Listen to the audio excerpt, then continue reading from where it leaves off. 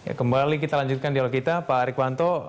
Kemudian sekarang kita bahas lagi mengenai pengamanan. Kalau misalnya nanti pada saat besok perizinan mungkin masih menunggu hingga nanti malam. Ya. Katakan nanti yang diizinkan ada atau yang meminta izin ada jumlahnya kurang lebih 200. Tapi kalau misalnya pada saat besok itu ternyata jumlahnya melebihi dari 200. Nah itu kan kadang-kadang sering terjadi seperti itu. Nah itu Pak Rikwanto apa yang akan dilakukan Polri? Sebenarnya bukan izin ya, pemberitahuan. Hanya memberitahukan aja, bukan. Kalau mereka memberitahu, kita wajib untuk melayaninya, mengamankannya. Kita harapkan ya mereka patuh undang-undang tersebut. Jadi kalau mau unjuk rasa memberitahukan. Kalau tidak besok ya kita peringatkan. Kita peringatkan, kita persuasif dulu ya. Biasanya kalau nggak memberitahu itu punya niatan tertentu. Ya, memang sengaja untuk dibenturkan atau sengaja cari ulah ya, supaya dibubarkan mereka merasa berhasil tujuannya karena ada sedikit pergumulan di situ ya, niatnya begitu. Tapi dari awal kita coba deteksi dari hari ini kemarin siapa saja yang akan rencana memberitahu, siapa saja yang diam-diam mau unjuk rasa.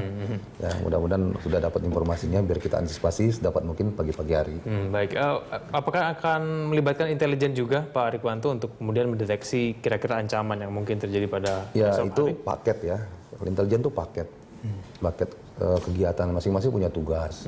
Makanya untuk mengantisipasi secara formal apapun yang akan mengganggu jalannya pelantikan itu, kita buat pola pengamanan ring. Ring 1, ring 2, ring 3, ring 4. Jadi yang bisa masuk ring 1 siapa, yang bisa masuk ring 2 siapa, ring 3 siapa, ring 4 siapa.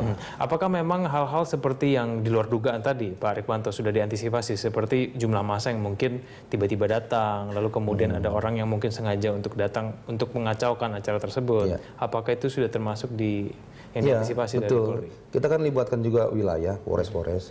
Tentunya mereka yang akan unjuk rasa itu pasti woro-woro istilahnya, mengumumkan kepada hayalaknya, ayo kita ke DPR, ya bisa jadi dikasih ongkos segala macam ya, ada titik kumpulnya, ada sewa mobilnya, berangkat dari satu titik. Nah itu yang kita deteksi dari awal.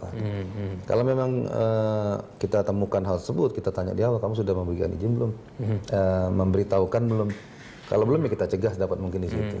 Ya. Kalau strategi Polri untuk mendeteksi adanya provokator, nah itu biasanya kan ada juga nih Pak Rikwanto untuk dia biasanya memancing amarah massa. Nah ini bagaimana kira-kira? Provokator itu ada dua.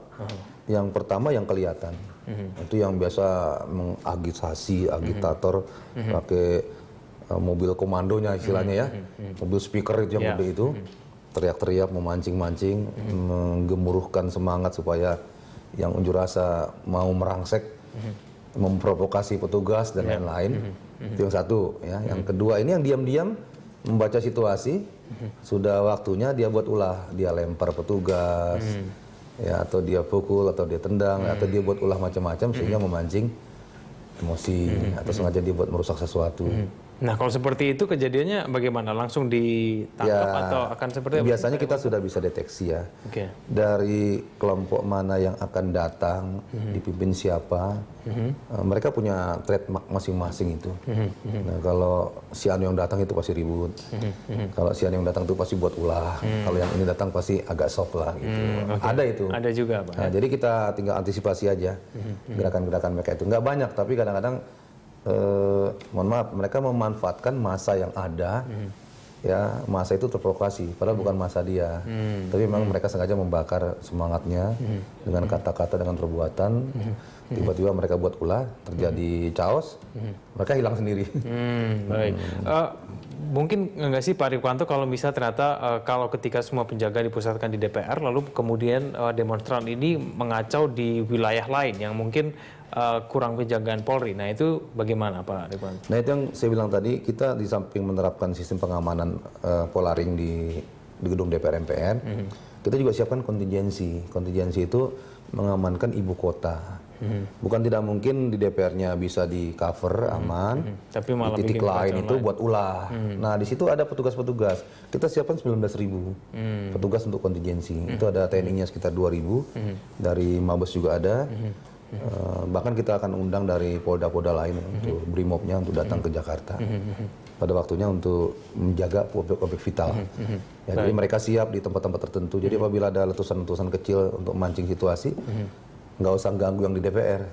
Mereka udah siap madamkan. Udah saya memadamkan. Baik, Pak Riwanto, lalu kemudian kalau misalnya nanti masa mulai melakukan amarahnya begitu, ada yang memancing keributan, apakah nanti Polri akan diam saja atau langsung melakukan tindakan balasan begitu kan? Karena banyak kadang-kadang yang langsung menyerang aparat begitu. Apakah langsung Polri juga menyiapkan tameng dan juga segala macam itu tuh? Ya, seperti itu? ada tahapannya dalam penindakan huru-hara. Apabila terakhir harus dibubarkan, dicerai-beraikan. Jadi ada yang namanya dalmas tuh yang pakaiannya coklat-coklat. Ya, nanti dia sekaligus di depannya ada tim negosiator. Ya, kemudian ada juga komandan pasukan huru-haranya juga standby untuk memperingatkan. Biasanya kepala pengamanan yang ditugaskan untuk mengkondisikan itu ya. Dia tetap negosiasi dengan tim negosiasi.